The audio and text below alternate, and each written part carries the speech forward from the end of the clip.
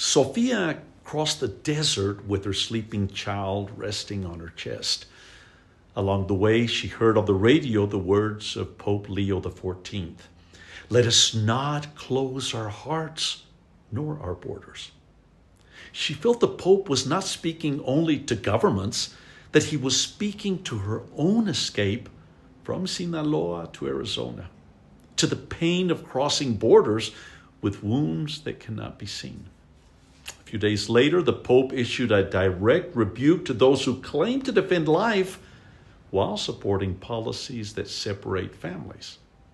He said, someone who says I'm against abortion but agrees with the inhumane treatment of immigrants, I don't know if that's really pro-life. Donald Trump's response came swiftly. He rejected the Pope's words as foreign interference and defended his migration policies as a duty to his voters. The debate once again placed the moral dimension of migration at the center of American politics. Pope Leo, the first American-born pontiff in history, born in Chicago, by the way, urged the bishops of his country to denounce the United States, to denounce the immigration crackdown, reminding them that Christian faith is measured by how we treat the stranger. In the United States, where the evangelical community outnumbers the Catholic one, strong voices have also risen in defense of migrants and their dignity. Theologian Preston Sprinkle has written, the Bible undeniably presents the Christian faith as one that welcomes the foreigner. The way we treat the immigrant reveals the authenticity of our faith, he said. And Methodist pastor Joseph Yu from Houston added, our neighbor is not the one who most resembles us. God extends love to everyone. We are the ones who built the barriers. When Catholics and evangelicals stand together in defense of migrants, the message is clear.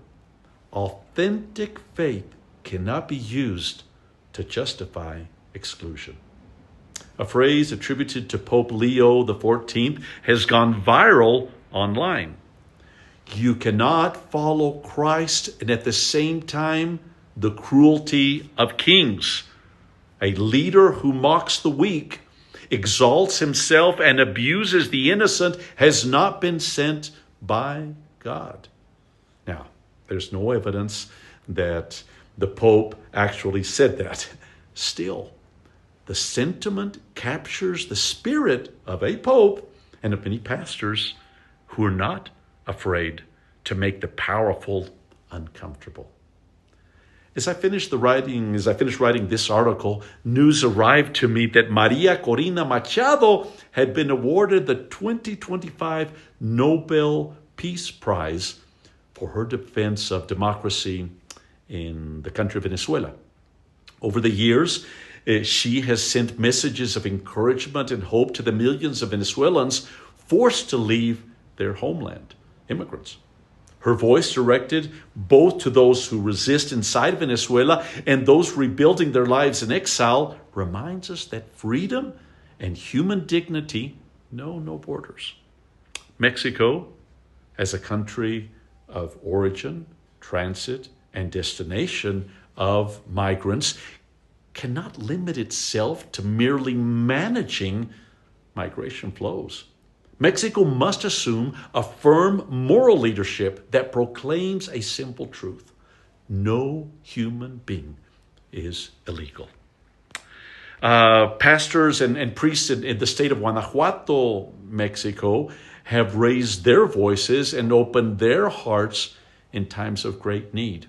For instance, when caravans of thousands fleeing Central America and Venezuela passed through Guanajuato and Mexico, we need policies that integrate, not contain, that see faces, not just numbers. We need more churches that embrace migrants without asking for their origin or for their papers.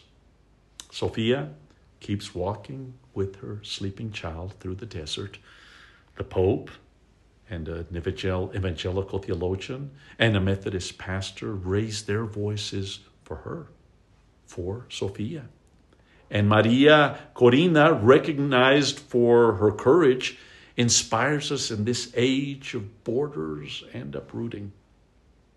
A phrase circulating online sums up this entire conversation that we're having, and with a touch of humor. It says, if you hate the Pope because he's too liberal, you're really going to hate his boss, Jesus. It's not a papal or pastoral quote. It's a collective wit, if you will. But it holds a simple truth, I believe. When faith makes power uncomfortable, it's probably fulfilling its purpose.